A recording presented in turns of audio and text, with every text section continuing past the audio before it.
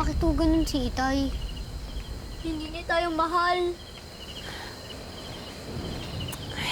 Mga anak, huwag niyo iisipin yan, ha? Basta tandaan ninyo, ang nanay mahal na mahal kayong dalawa. Kayo lang ang tanging kayamanan ko sa buhay.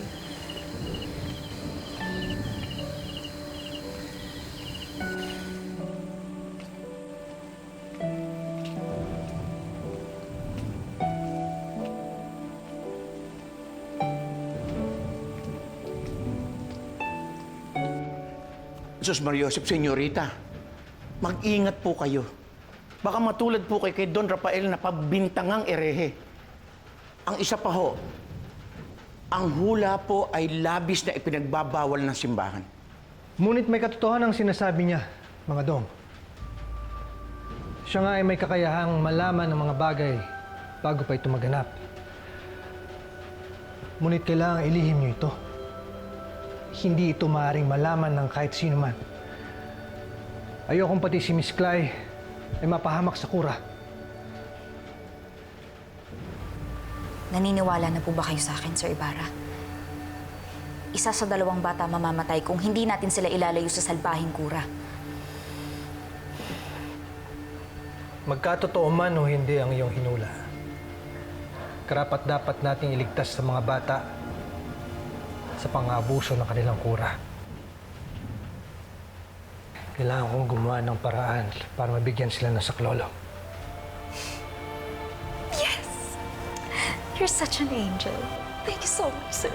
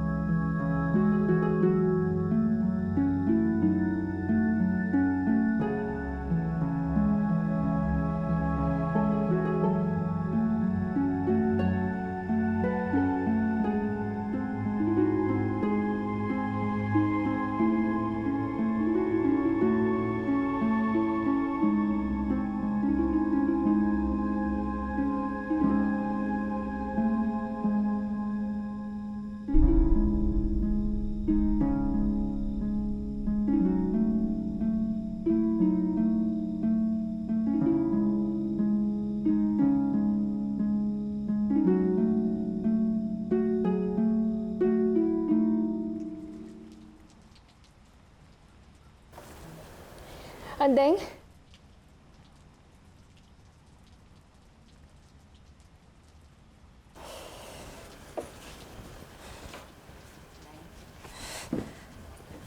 Fraile Salvi. Discúlpame si la he interrumpido, Doña Maria. Nais ko lang iabot sa itong libro. Basahin mo ng maigi upang ikaw ay mapalapit sa ating Panginoon. Handeng.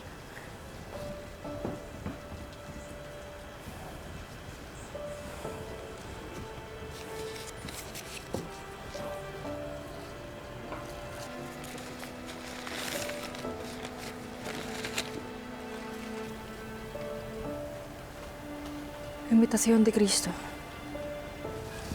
Muchas gracias, Fraile Salvi. Pangako ko ho na babasahin ko ho ito. Ngunit paumanhin at hindi ho ako handang tumanggap ng mga panauhin lalo na't wala ho kayong pasabi. Kaya, espero que lo entienda. Handeng, ikaw nang bahala sa fraile sa kanyang pagpanahog. Gracias. Perdón.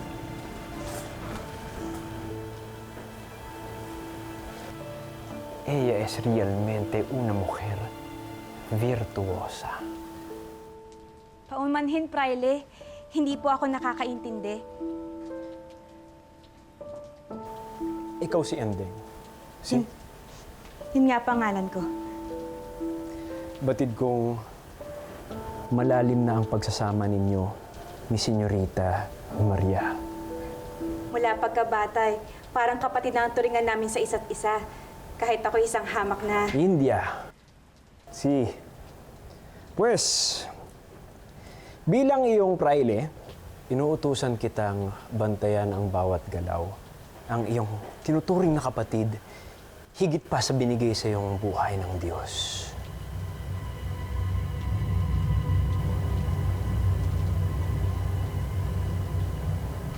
Nais kong bantayan mo ang bawat kilos niya ng iyong senyorita. Maging ang pagdalaw ng anak ng Irehe. Iuulat mo sa akin lahat. At kahit ang pag-uusap ni Maria Clara at ni Ibarra. Lo entiende?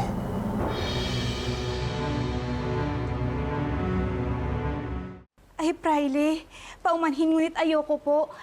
Isa lamang po akong hamak na kapuspalad at kusanera rito. Ngunit hindi ko po yung magagawa kay Maria Clara.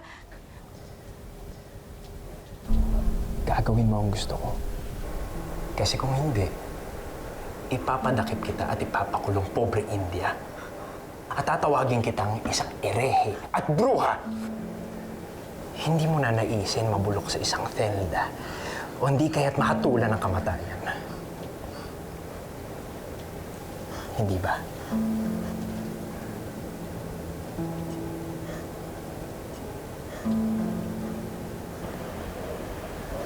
Muy bien. Muy bien. At kung naisipan mong maglihim sa akin, o hindi kaya magtangkang pagtakpan si Maria Clara at Ibarra, malalaman ko sapagkat may tao kong uutusan sumubaybay sa tahanan na ito. Kaya, Andeng, gawin mo ang gusto ko at maging tapat ka sa akin. Kung ayaw mo magalit ako sa'yo.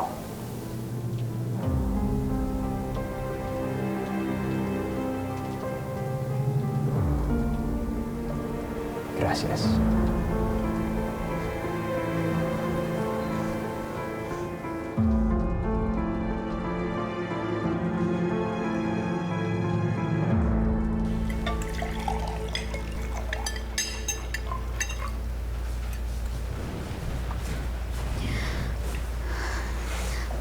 Sir, pasensya na po kung makulit ako Makulit?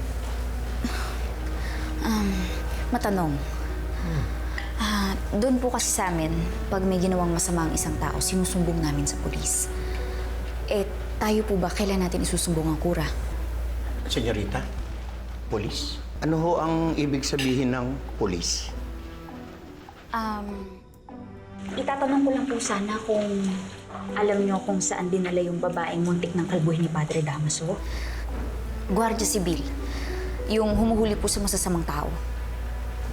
Hindi tayo maaaring magsuklong, lalong-lalo na't hindi pa nagkatotoo ang iyong inuhula. Pero sir, sinasaktan na po ng kura ang mga bata, kaya pwedeng-pwede na tayong magsumbong. Senyorita, wala hong kapangyarihan ang kwadrilyero. Pati ho alferez, wala hong laban sa kura. Kaya hindi ho tayo pwedeng magsumbong doon. Alferez? Hindi mo ba batid na ang alferez ay ang tawag sa pinuno ng mga Guardia Civil?